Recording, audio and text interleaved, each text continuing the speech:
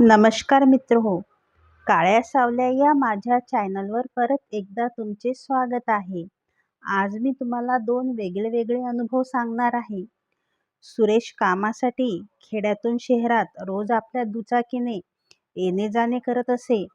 सुरेश शहरात एका कंपनीमध्ये कामाला होता.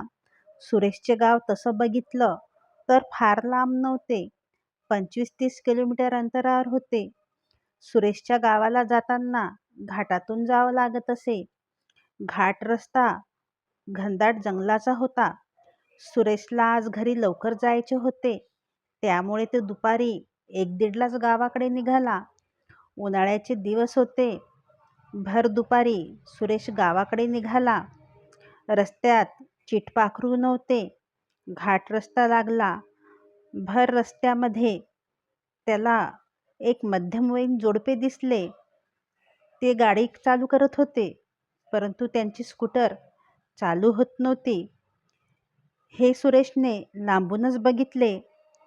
सुरेश त्यांच्याजवळ जाऊन त्यांना विचारलं, काही मदत लागते का?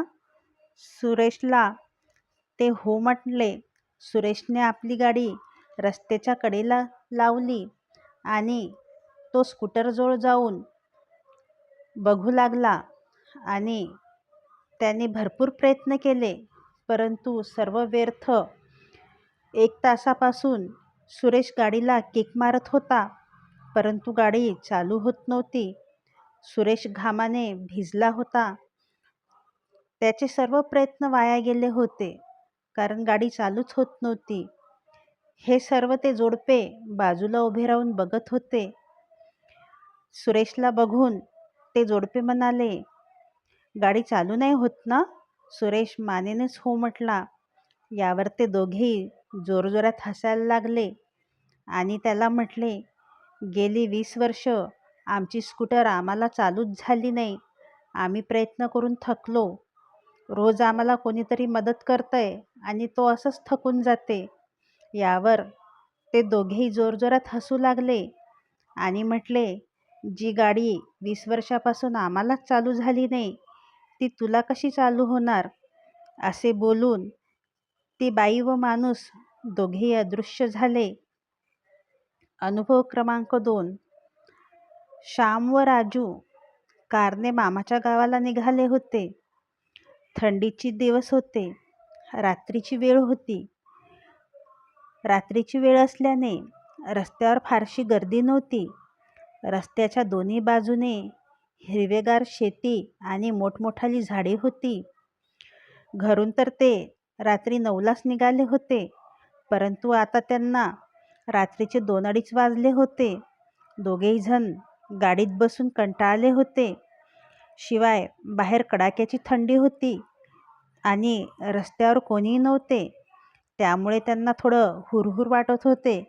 आता ते थोडेसे पाय मोकळे करावे म्हणून खाली उतरायचा प्रयत्न करत होते, परंतु दूरवर त्यांना कोणी दिसत नव्हतं.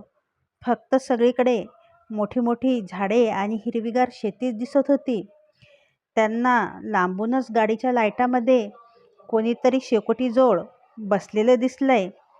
त्यांनी विचार केला का थोड्या वेळ तिथे थांबून हात तापावे, म्हणून त्यांनी त्या व्यक्तीजवळ गाडी थांबवली.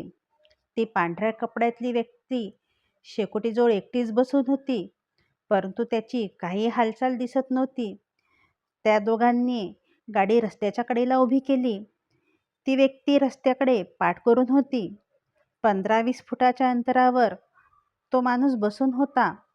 हिरव्यागार पिकामुळे जास्तच थंडी लागत होती. श्याम व राजू दोघेही गाडीतून उतरून त्या माणसाकडे निघाले, परंतु राजूच्या मनात विचार आला आणि त्याने तो श्यामजवळ बोलून दाखवला, मला काही बरोबर वाटत नाही आहे.